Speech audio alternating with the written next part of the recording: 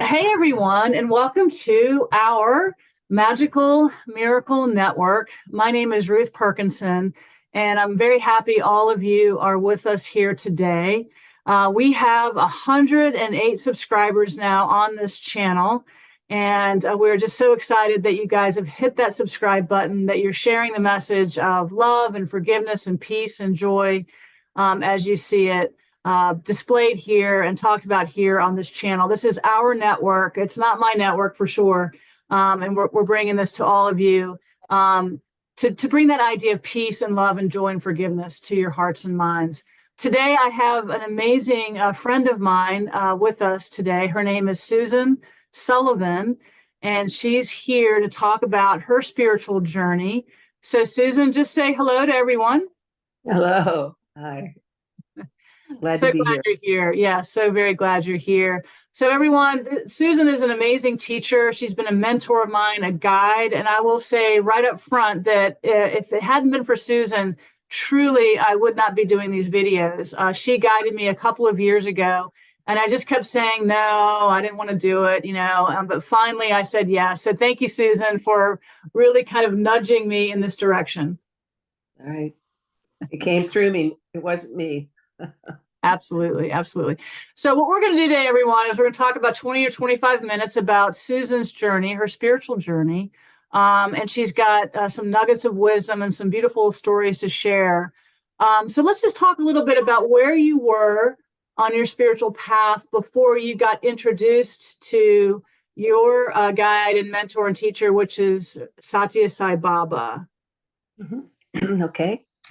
Well, just in the beginning, I was born and raised in Iowa, and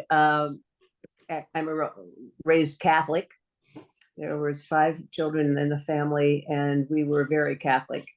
Um, I had a younger brother who's no more; he's passed on, but he had ESP gifts, and so he kind of started veering off from the church as a teenager, exploring different types of modalities, the Silva method, and all sorts of things. So then, he's now living in Tulsa, Oklahoma at that time, and I'm in Maryland. And he would call me and tell me that about this man. His name was Sathya Sai Baba. He first heard his name from a friend of his who lived in California, and they were talking, and his friend said he'd run across this amazing holy man by that name. And Mark said when he said Sathya Sai Baba, the heat just roared right through his whole body, and he knew instantly that this is who he was searching for. So he started buying books about Sai Baba and reading them, and he would call me. I'm living in Maryland. I've got three children. I'm working full time on a very high pressure job, and so he would tell me things like that Sai Baba brought people back from the dead. Well, that was very interesting, and that he materialized chains and jewelry for people, and he saved people's lives all over the world. And I mean, that he was truly gifted. And I thought that was interesting, but it wasn't until after our dad died in about 2000 and about 1996 that it started to change my life. And that was because Mark had been given dad's ring. He had just passed away. And so he was wearing it on his finger, and he lost it. But he lost it. He's in Tulsa. He lost it in Peoria, Illinois, where he had gone for an uncle's funeral that I couldn't attend. And so they looked all over. My cousin looked all over her house. They looked all around the seats at the airport. There was no ring. So when he got home, he called me and he said, "I'm just sick. I've lost my ring. But I've been reading that Sai Baba will bring things back if you pray to him. So I'm going to pray to him to get the ring back." And of course, I'm thinking, well, sure, why not? The ring's gone. Yeah, What right. can you lose? So about a week later, he calls me on a Sunday morning, his wife had just gotten up to make coffee. She hadn't gone on the trip.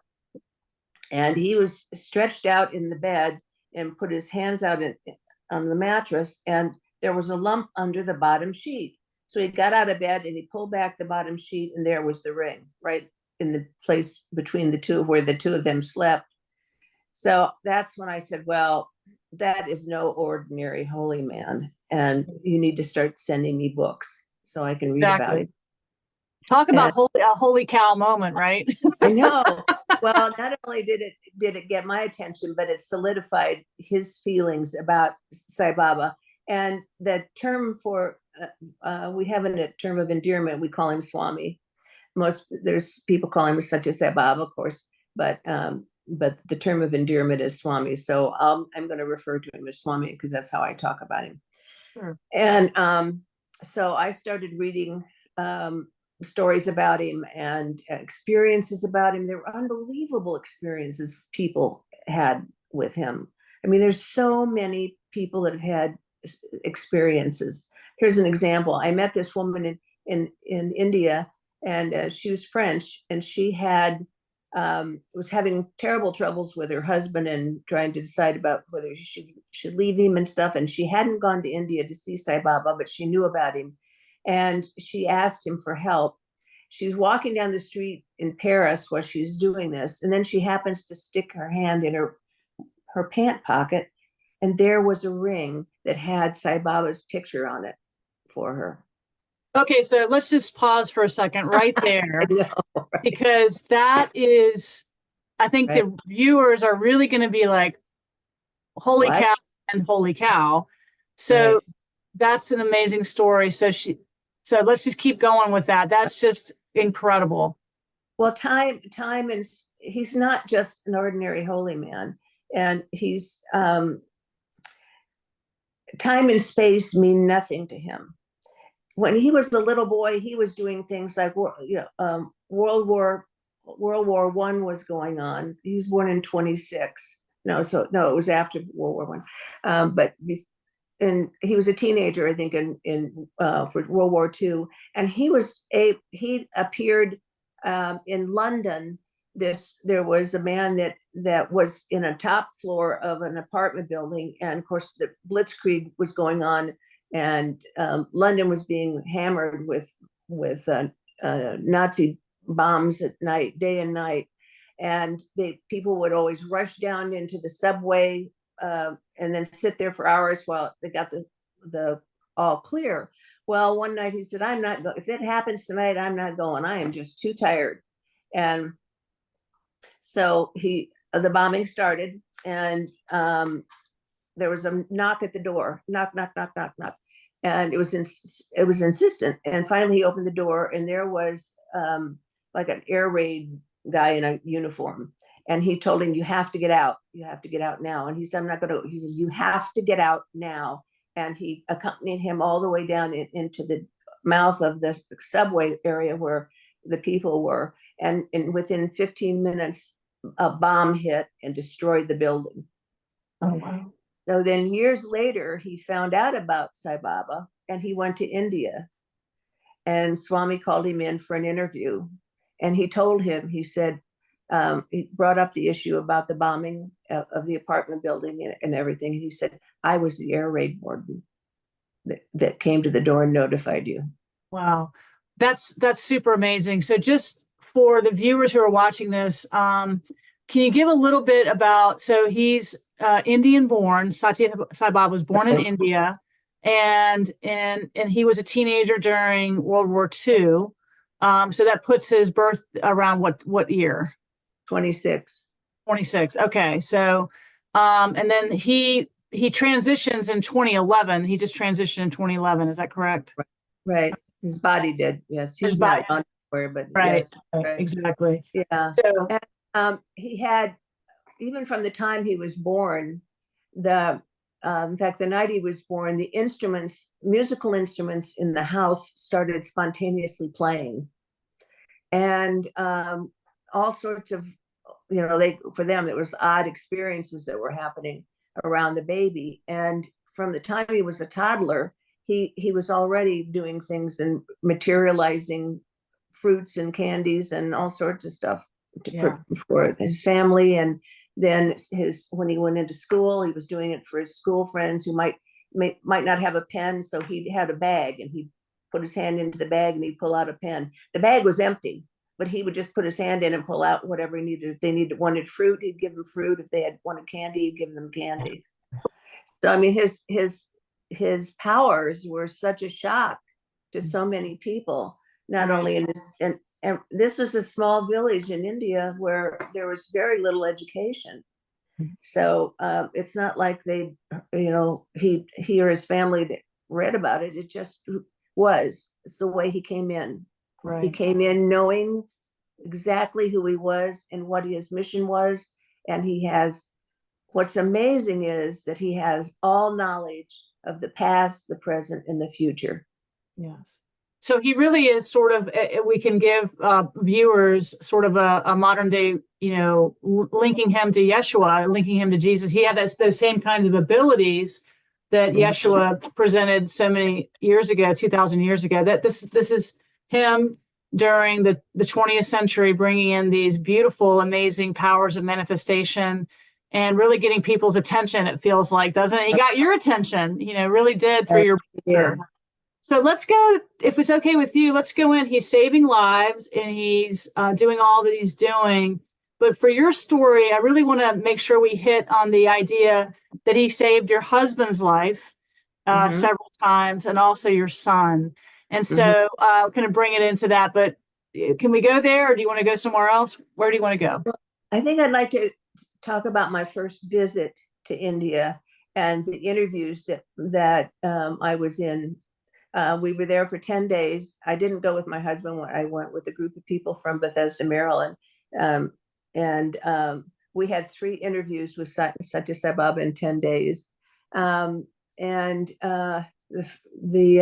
the first interview, he said to me, I was single at the time, and he said to me, what do you want? And I said, I heard myself say, I want a companion in the boat rowing toward you. Now, where did that come from? I don't know, but it came. And he said he'd already asked me about my marriage, and I told him, and he made a derogatory. For him, it would be like he just said, "No, he's not a good person."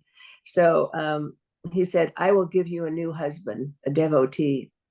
Well, that was just great. I had met Michael, but we hadn't dated, or done, anything. So I was very happy with that. And then he called me up to him and he goes like this. And I see a bar of gold that's sticking out of his hand right here, almost in the shape of like a Kit Kat candy bar, one of those that you break off. Yes. And he took and he snapped it. I heard the gold snap, and then he went, come, and he clipped on an earring. And I remember I turned around to the women and I said, my gosh, he knows my ears aren't pierced. And he said, of course. He said, of course, but they were once. And 20 years before, for 1 week, I had them pierced. Oh my gosh. Wow. That's very specific. There was no scar or anything, Yeah.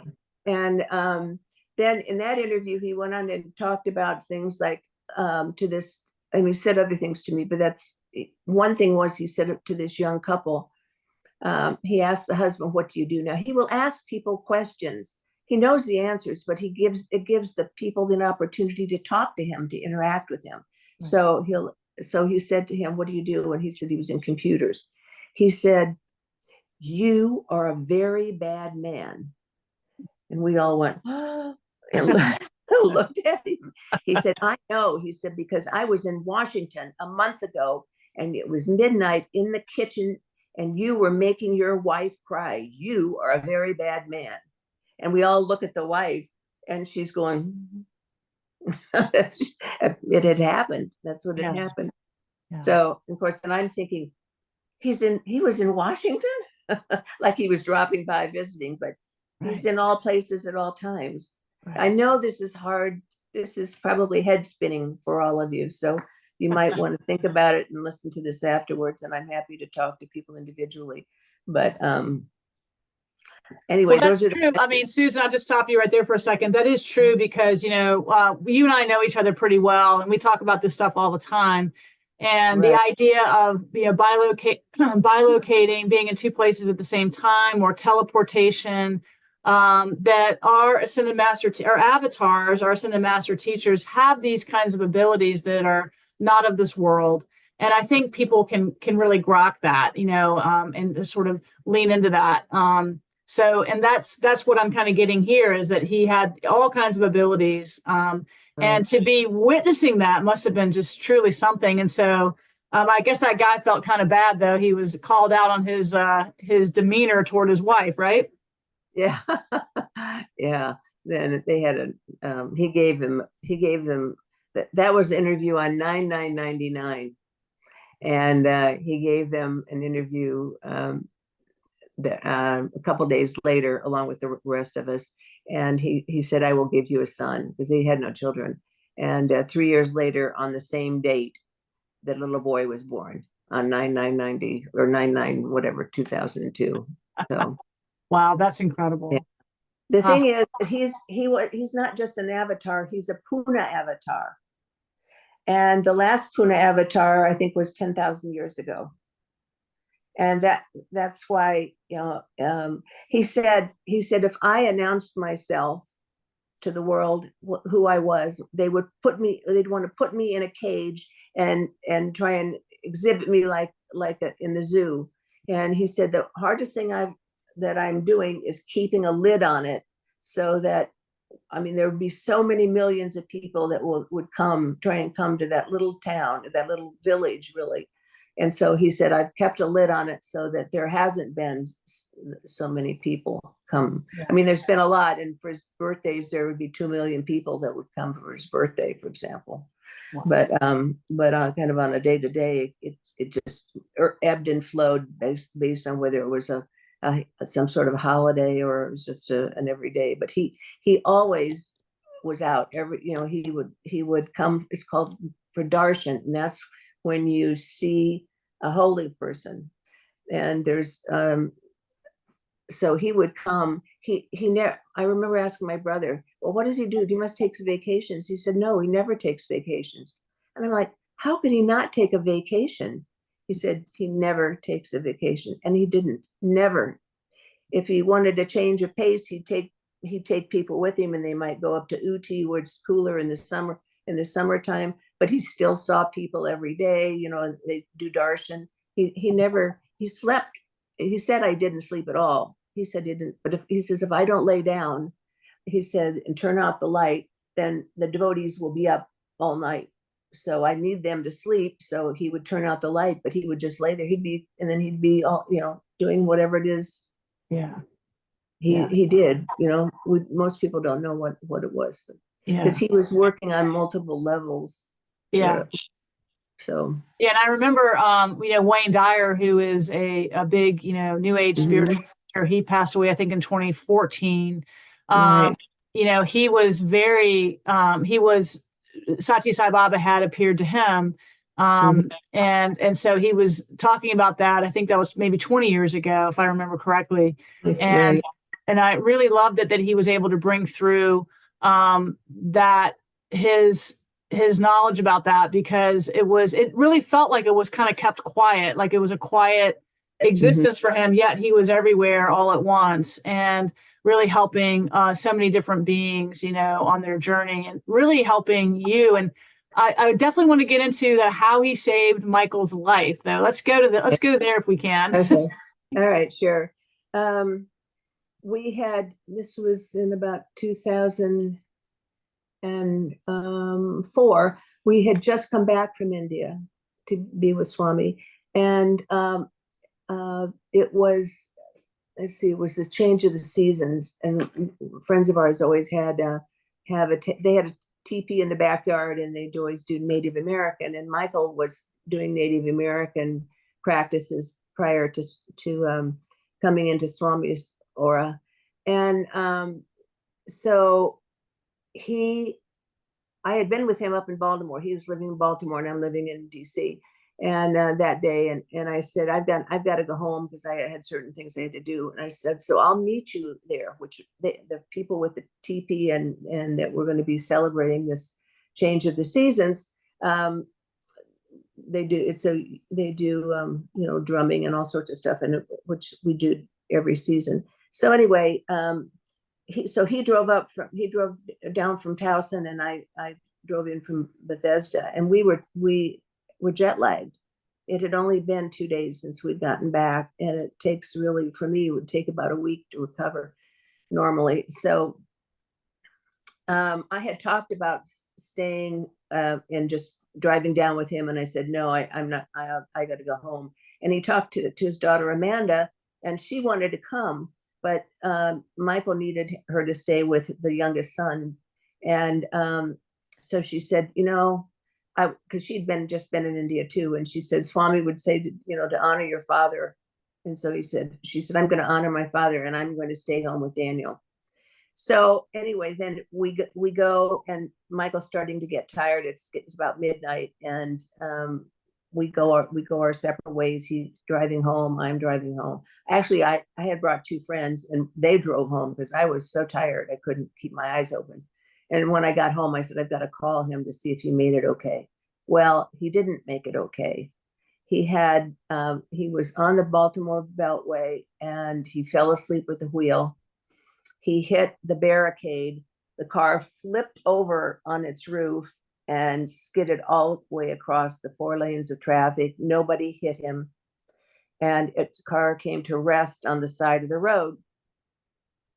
And so then he was upside down, and he just unlatched the side door and climbed out. The most interesting thing about this was, though, he had his seatbelt on. He ended up in the back seat. His seatbelt was not broken. We went to see the car the next day. He had been pulled into the back seat, and he had some glass fragments in his hair, and that was it. I mean, he basically walked out of the accident unscathed. Wow. The car was totaled. Right. So Right. he and we both knew that Swami had pulled him into the back seat to save him, because the roof of the driver's side was completely down to the headrest. If he hadn't been pulled out, he would have been killed. Right. And if I had gone, or Amanda had gone, the passenger roof was only about this much above the headrest. Right. So it was quite chilling for both of us to see how close. Well, I possibly would have, but he definitely was saved, and there was nothing. He had nothing, just glass fragments that I got out of his hair. Yeah. So that was the first time he was saved. The second time was he went for it was time to have his prostate checked. So he wanted to, and they had found some abnormal cells. So he went to Johns Hopkins to have some additional testing done. And they did that. And then we also had a house in Shepherdstown, West Virginia. We were kind of going back and forth between the two at the time. And we said, let's just go to Shepherdstown. So we went to Shepherdstown. The next day, we're up. He's not feeling great, but we laid down to take a nap, and we had our backs to each other, and all of a sudden he's shaking the bed violently. And I said, what are you doing? Are you just being a clown? And he said, no, he's got chills.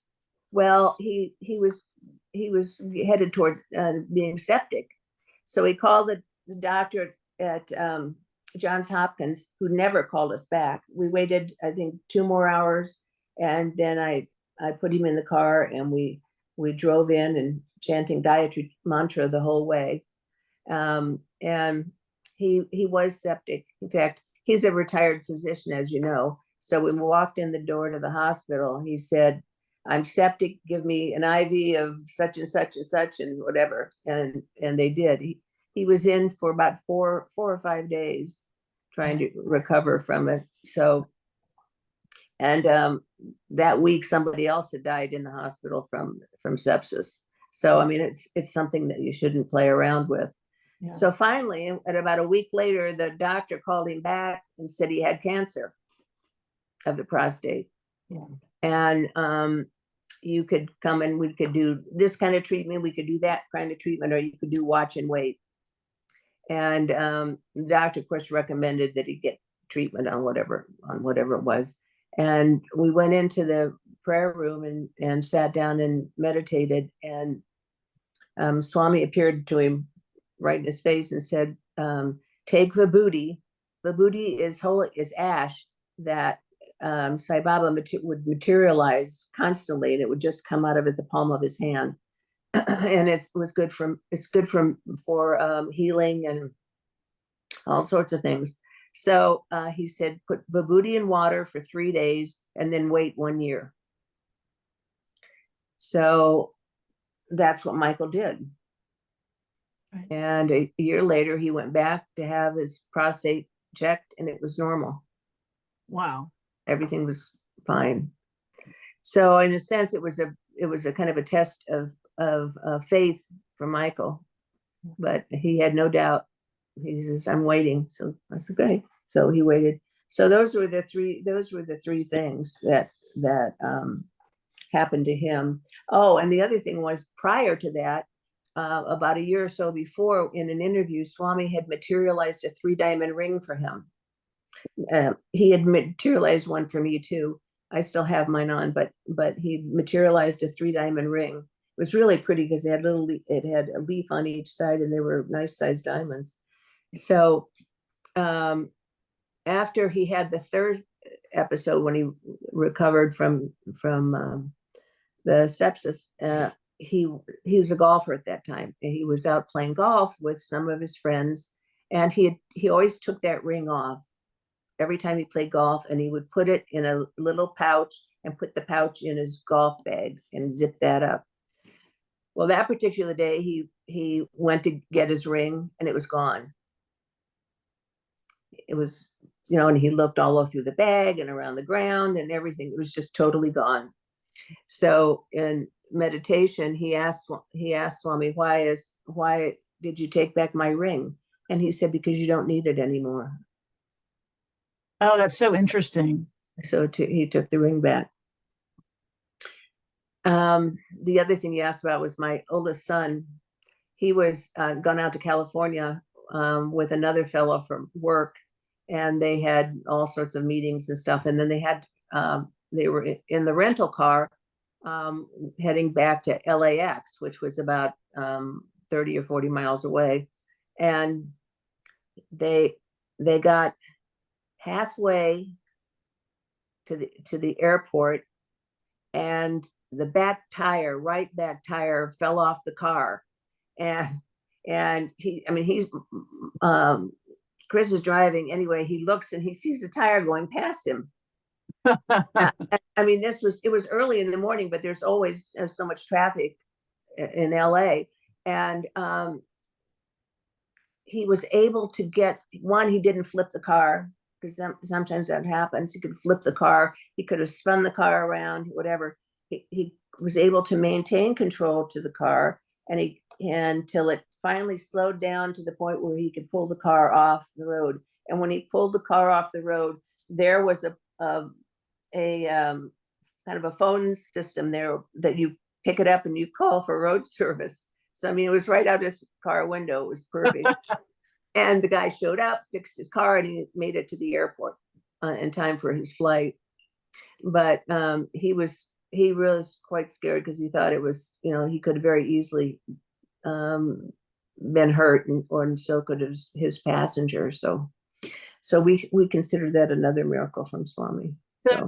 So just for clarification, so what a beautiful story, and I love it. Did Christopher talk about, did he have a sense of Sai Baba, or you're having so much time with him, you just knew that was a Sai Baba protecting him?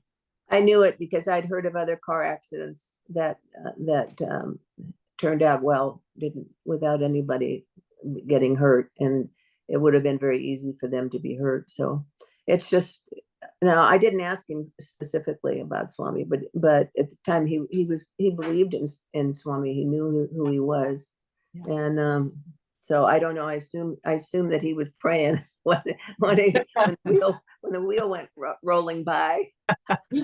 Yes. We need some divine intervention. We need a miracle right now on the road Okay. for sure. Wow. Well, in fact, talking about cars, my son, I have three sons, and my sons say that I have a Baba bubble around me because they think I'm a terrible driver. I never had an accident, so. Wow. Well, that's just what an amazing, story. I mean, just going back to like just some of the things you've touched on, the guy in World War II, and he was just a teenager. So he just has that awareness, that beautiful concentric awareness around the globe, and he can really tune in and go to those places and help those beings. It's like this, he just gets there, right? It just at the snap of a finger almost, he's there. And our faith really does help us, in those times. And then I think also too, sometimes hindsight is 2020. It sounds like that guy years later was able to recognize that guy was Sai Baba, and Michael recognizing a year after, having that vision of Sai Baba come through, and taking that prescription of the vibhuti, all the things that he was sort of gently guiding him to do. And just the manifestations are just incredible. You really do have so many stories about Sathya Sai Baba. You've been to India, I think 35 times, is about 35 times, right? Been to India? Yeah, over 35. Yeah, I stopped counting. Yeah. And he interviewed you, which means he brought you into his fold, right? He brought you in and interviewed you. I think, was it 11 times he interviewed you? Oh, 12. 12. That's close enough. The thing is that people have asked him, even his college boys have asked him, I must have done something really good in my last life. He said, no, your last 10,000 lives. Yes. And because he really tapped you and others to bring forth some vibrational medicine into the world. And part of his journey, and you can sort of, more about him than I do, but was to help bring in free healthcare to the world. Right. And that's really been going on now for many, many years. Right. And so you're here locally in Richmond, Virginia. You're out in Goochland County, and you were guided to come here. We met in a very interesting way. We'll talk about on another episode. I think the way we met was incredible. But before we end today, I just wanted to, because if it's okay, I'm going to ask you on the spot. Can we have you back on from time to time to talk about Swami, talk about your spiritual journey, just more of these events? Right. Okay. Yeah, because the thing is, his universal message is love all, serve all. He said that's his teachings in a nutshell. And it's just like he's like Jesus in the sense that the teachings are so simple. Mm-hmm. They're so simple, not necessarily simple words, but there's just the principles are so simple that like saying love all, serve all. Well, that just encompasses, and he wants service. He says we are brought into the world to do service. That's our primary mission. And so I learned, and I'll talk about this at another time, but I'll just say that I learned about energy healing in the ashram on my very first trip in '99. And I've been doing it for free because you can't charge for it. None of the practitioners charge for it. We do it as a free service. And that has also gone a long way in helping me soften my heart. And I think it was very important to me.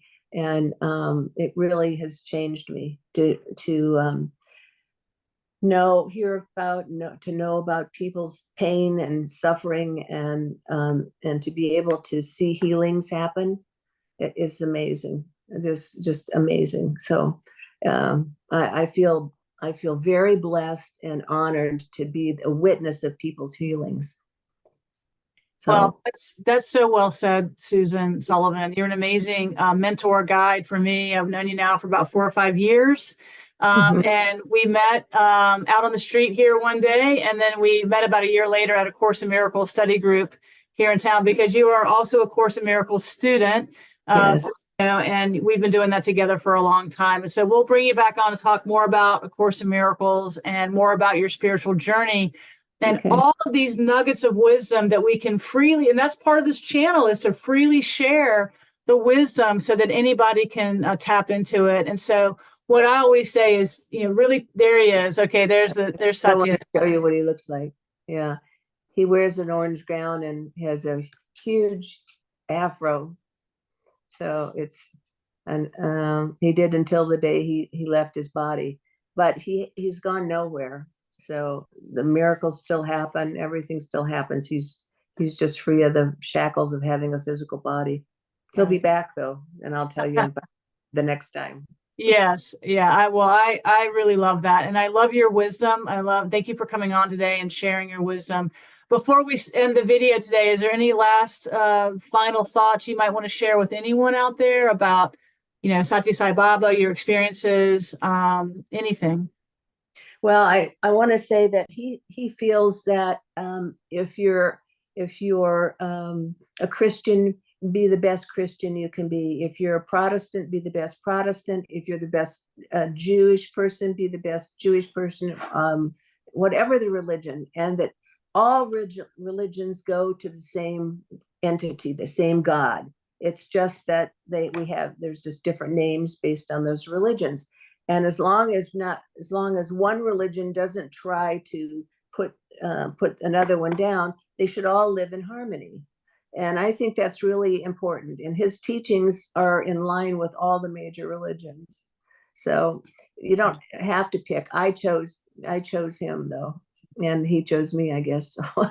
Yeah, absolutely. Well, thank you so much for coming on today. I'm going to take off my glasses to find the stop button, and we'll have you back on next month or maybe the month after to talk more about your experiences with Swami, more of your experiences with your Vibrionics, which is something that you do here. You are the North American ambassador for the Vibrionics here in our country. And and we'll put a way to find you in the description box today. So Susan, thank you again so much for being here with Sure, Magical Miracle Network. And thank you for inviting me to get this stuff going. Take care. Take care.